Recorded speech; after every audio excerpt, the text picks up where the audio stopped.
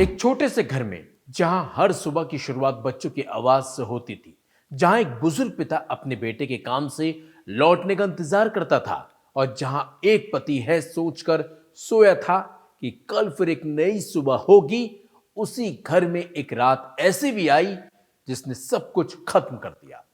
सुबह जब सूरज निकला तो घर के आंगन में मातम था। एक पत्नी रो रही थी, एक पिता अपने बेटे को उठाने की कोशिश कर रहा था और दो मासूम बच्चे अभी ये समझ भी नहीं पा रहे थे कि उनके पिता अब इस दुनिया में नहीं है।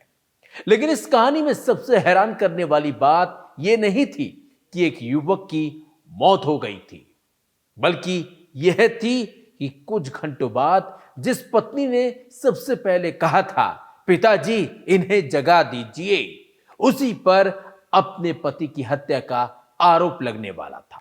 नमस्कार, आप देख रहे हैं क्राइम कथा। आज की कहानी हमें लेकर चलती है उत्तर प्रदेश के जौनपुर जिले के बदलापुर कस्बे में, जहां एक कथित प्रेम संबंध, एक रात की साजिश और गले पर पड़े कुछ निशानों ने एक पूरे परिवार की दुनिया उजाड़ दी।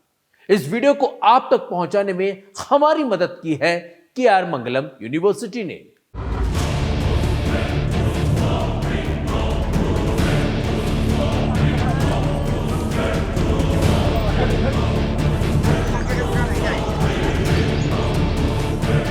जी हां, ये कहानी है 27 साल के संदीप उर्फ चंद्रिप की। संदीप जौनपुर के भलुहाई वार्ड नंबर 8 में रहता था। वह पल्लेदारी करके अपने परिवार का पालन पोषण करता था। घर में उसके बुजुर्ग पिता लालजी, पत्नी वंदना और दो छोटे बच्चे थे। परिवार के लोगों के मुताबिक संदीप इस घर की सबसे मजबूत कड़ी था। माँ और बड़े भाई की पहले ही मौत हो चुकी थी। दो छोटे भाई मुंबई में काम करते हैं। ऐसे में घर की तमाम जिम्मेदारियां संदीप के कंधों पर थी। करीब 6 साल पहले उसकी शादी वंदना से हुई थी। शुरुआत में सब कुछ सही था, लेकिन वक्त के साथ रिश्तों में दूरियां बढ़ने लगी। पुलिस के मुताबिक वंदना और गजाधरपुर निवासी राजेश कुमार के बीच पिछले 4 साल से संपर्क था। राजेश रिश्ते में वंदना का ममेरा भाई बताया जाता है। जांच में यह भी सामने आया कि वह संदीप के घर से लगभग 500 मीटर दूर किराए के मकान में रह रहा था। पुलिस का कहना है कि संदीप को इस संबंध के बारे में जानकारी हो गई थी और वह इसका विरोध करता था। इसी बात को लेकर घर में कई बार विवाद भी हुआ। फिर आई 25 जुलाई की रात। पुलिस के मुताबिक उस दिन संदीप काम पर नहीं गया था। घर में पैसों को लेकर पति पत्नी के बीच बहसबाजी हो रही थी। आरोप है कि संदीप ने शराब और मीट के लिए पैसे मांगे थे। देर रात तक घर से झगड़े की आवाजें सुनाई देती रही और फिर रात की खामोशी ने एक ऐसा राज अपने अंदर छिपा लिया जो अगली सुबह सामने आने वाला था। अगले दिन सुबह करीब 7 बजे वंदना ने अपने ससुर लालजी को आवाज दी, पिताजी जरा देखिए, ये उठ नहीं रहे हैं। लालजी कमरे में पहुंचे। उनका बेटा बिस्तर पर पड़ा था। उन्होंने उसे उठाने की कोशिश की, लेकिन वह अब इस दुनिया में नहीं था। घर में कोहराम मच गया। परिजन इसे सामान्य मौत मानकर अंतिम संस्कार की तैयारी में लग चुके थे। लेकिन तभी मोहल्ले की कुछ महिलाओं की नजर संदीप के गले पर पड़े निशानों पर गई।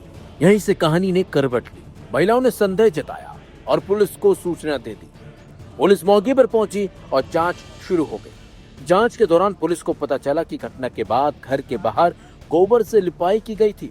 सवाल ये था कि आखिर मौत के तुरंत बाद घर की लिपाई करने की जरूरत क्यों पड़ी। यहीं से जांच की सुई वंदना की तरफ घूमने लगी। पुलिस ने जब गहराई से पूछताछ की तो कई चौंकाने वाले तथ्य सामने आए।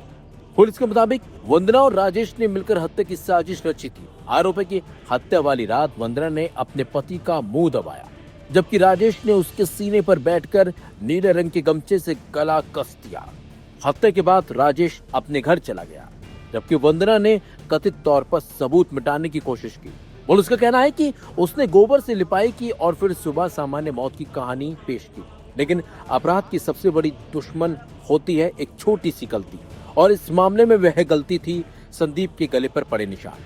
पुलिस ने दोनों आरोपियों को गिरफ्तार कर लिया। बदलापुर थाना पुलिस के मुताबिक दोनों को कोर्ट में पेश करने के बाद जेल भेज दिया गया है और मामले की आगे की कानूनी कार्रवाई जारी है। लेकिन इस कहानी का अंत अदालत में नहीं होता। थाना बदलापुर क्षेत्र अंतर्गत एक व्यक्ति ने थाना बदलापुर पर आकर सूचना दिया कि उसके बहू और उसके प्रेमी ने मिलकर के उसके बेटे की गला दबा करके हत्या कर दी गई है। इस सूचना पर पोस्टमार्टम के लिए शव को भेज दिया गया है। प्राप्त तहरीर के आधार पर विधिक कार्रवाई की जा रही है। दोनों आरोपियों को गिरफ्तार करके माननीय न्यायालय के समक्ष प्रस्तुत करके चालान कर दिया गया है। अन्य विधिक कार्यवाही की जा रही है। ते वो जमन राहत वैसे दरबार हो प्रेम क्या हाँ। प्रेम क्या पत्नी के बाद जौन पर बहू हाँ तीन जने बात हाँ वो ममुआ और उनका पत्नी हाँ ओकर पत्नी अच्छा हाँ दोनों जने मारन।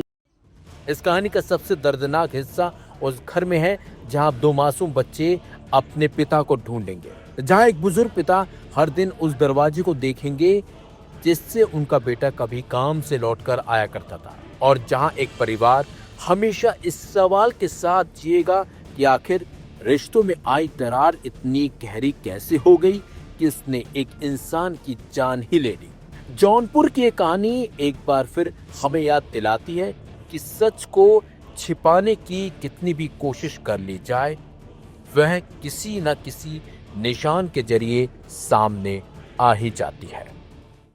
आप देख रहे थे क्राइम कथा, मैं हूं आपका साथी प्रशांत रोहिला। हम फिर मिलेंगे एक और ऐसी कहानी के साथ जहां हर सवाल का जवाब तलाशने की कोशिश की जाती है।